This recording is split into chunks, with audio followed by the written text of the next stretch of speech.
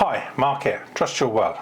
Welcome to this episode of Photographer Unscripted, where I talk about something that's grabbed my attention in the news of the photography industry and a piece of equipment that's my own that I've purchased that helps me with my photography. I've seen lots of talk in forums and actually with my academic colleagues, the under and postgraduates, asking why camera manufacturers make two very similar lenses. And I thought I'd talk about that this week because I've seen it on YouTube, I've seen it, as I say, in forums, and missing the point in a lot of times, I believe. That's my opinion, that's all it is, it's an opinion. No right or wrong answer. So I want to talk about the newly released Nikon Z24-105 variable aperture f4 to 7.1, which retails in the UK for, I think it's about £550. It's just been launched, January 2026. And it's a full frame lens, I believe, and it's designed, as far as I'm aware, for the hobbyist enthusiast or perhaps a seasoned photographer that wants a lighter kit. Not every photographer wants the best of the best. Not every photographer wants to shell out lots of money, because Nikon do make a 24-120 f4 S-line lens, which I own. And when I bought it, it was around about £1,500, so it's nearly 3 times the cost. However, I believe it's on offer at the moment around about £800-900 UK. It's a heavier lens compared to the 24-105 for f4 to 7.1. It's a smaller lens, that one is as well, compared to the S-line lens. So immediately you have a smaller lens, great for something like the Nikon Z5 II, compared to a bigger, heavier, larger aperture lens than the f4 version. So that's a consideration. Can you hold that lens with a body in your hand? Are you a mature person that can't hold a camera in your wrist, hasn't got the support that it is for that weight? Are you a mobile phone user, just want to make a better photograph of your holiday adventures? That's what the variable aperture f4 7.1 is for. Are you a seasoned photographer like myself that has the S-line lenses, that has most of their cameras, but wants something smaller? Well, I do have something smaller. I have a Z50 version 2, I have a Z30, and I have a few lenses, 3 or 4 lenses, APS-C. Because there are times when I just want a small piece of kit. I'm going traveling. I don't want to take a load of kit with me. So looking at pixels is not what photography is about. Photography is about light upon a subject, telling a story, having emotions about an image. And this new lens, the 24-105 f4 to 7.1, around about £550, is an access point full frame that allows somebody to say, I enjoy photography, I want to get better at it, but I haven't got £1,500 to buy that lens. I'm not prepared to spend that money. I'm not at that ability yet. And that's what this lens is all about. It's about introduction. It's about filling a space in Nikon's portfolio of lenses that they haven't got. Oh, by the way, Canon does exactly the same. So I hope that answers some of the points of view. This is my point of view to your point of view of, well, why would I buy that lens? I'd always want the f4, or I'd always want the 2.8 or the 1.2. Well, you might have £3,000 to shell out on that lens to go with your £5,000 Z8 camera. But not everyone has, and not everybody wants the best of the best. Some people just want a small, light camera using picture control, picture stylizations, and editing in camera, JPEG, syncing it to their tablet, and sharing them with their loved ones. So that's my point of view on why camera manufacturers make two very similar lenses for two different price points. Now, the bit of kit this week is not a photographic piece of kit. It's a piece of equipment made by Garmin, and it's a satellite communicator. It allows me to share and record my location anywhere in the world. And what do I use it for?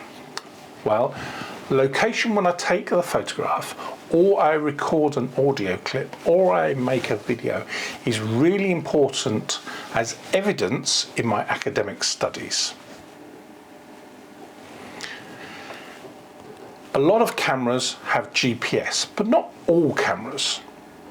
I'm fortunate I have a few of the Nikon GP1 and 1A units, which are becoming very rare, and they plug into the side of the camera and you press the shutter and it records the GPS location. But not all cameras support it. The ZF, for example, doesn't. The Z5 doesn't. The APS-C cameras don't. But you could use an app on your phone.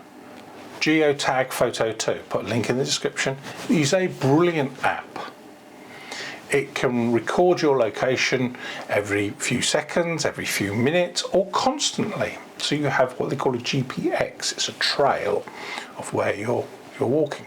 And then you can just sync that file with all your images in, for example, like Lightroom Classic, and the GPS data is applied to the image. So why do I have this little unit here? Well, there's two reasons. I travel quite a bit, and I go to locations where there's no cellular coverage, no mobile phone coverage. This is a satellite communicator. I have a rescue service that I can communicate with, just like we have the AA, the RAC, the AAA, and so on. I have one that is for medical, but also for language, also for legal, and it's a whole package. I'll put a link in the description to the company. It's not an affiliate. I'm not connected in them in any way apart from being a customer. And this allows me to communicate with my loved ones if I so wish. It allows me to communicate with my rescue plan, and I'll give you some pricing in a minute. It's not expensive. It allows me to share my location with my loved ones wherever I am in the world via the Garmin Share Map, but it also allows me to record my GPX file. So my GPS locations as a route, and that's called the GPX file. So it's a great way of doing that. But the plus, the bonus is where the smartphone app uses the battery in your phone, and if you have it on a constant track, it'll only last 4 hours. This will last all day, let's say 12 hours, for 7 days before charging. And you can charge it by a battery, USB battery, plug it into your car or anything like that. So the battery lasts ages. So you can hang this, I've got a carabiner, I hang it on the back of my rucksack. It's communicating every 10 minutes or whatever I set it for. You can set it. Normally, if I'm in cellular coverage, I will set it for do not send my location. So it doesn't cost me anything. Cost. They've just brought out an Inreach Mini 3. Slightly bigger, has a red aerial, the Plus version does anyway, has a colour screen, touch screen. Realistically, it is a little bit of an upgrade. I think they missed a few pieces of functionality that they could have done, and they might do them in a firmware update later. But for what I do, which is I've never had to contact anyone in an emergency. I've never really had to send anybody text messages via it, but it tracks my location and it shares it if I so wish. So what's the cost? Well, these were roughly £200, something like that. You can get them on offer, Black Friday deals, that type of thing. You pay a connection charge, it's about £30, and it's a one-time activation fee. Then you can have, there's 3 different plans. They start at £7.50, but you can pause the plan. So it's a 12-month plan, but you can pause it. And I'm on the essential plan, it's £7.50, and every time I send a message, it's a few pence. Or I can go up a plan, and it's £19 for a month, and then I can pause it, or I can downgrade the plan. So it's a very safe way of communicating with anybody anywhere in the world. So I'm off to Malta in 2026 for an academic project. This will be on the whole way for the whole month, and I will be sharing my location with my loved one. She will be able to see exactly where I am with this at any point, any day, and the battery will last a week. Absolutely brilliant. It's going to cost me something like about £20 for the month, because when I'm going through the Swiss Alps, there won't be much cellular coverage. That's where this comes involved. As long as you can see the sky, then this will transmit the location. The rescue plan that I have, Overwatch I think it's called, was about £50–60 for the year. And it's a contact centre that they pay everything. When I'm in distress, whatever it is, they pay. It's like an insurance plan, but it's not an insurance plan with a lot of them. You pay and then reclaim it back. They pay the lot. But what was really important to me, the reason why I just signed up straight away, is legal and language. If I had a problem, so I had a car accident, they would communicate the language barrier. If I had a legal problem, let's say at the border, they would appoint a legal representative for me. And there are links on videos on YouTube that people have done this. They've been in Pakistan. Pakistan's one country that you shouldn't take GPS transponders into for security reasons. They don't let them, and people have been arrested. And I'll put a link in the description to that story that I found on YouTube.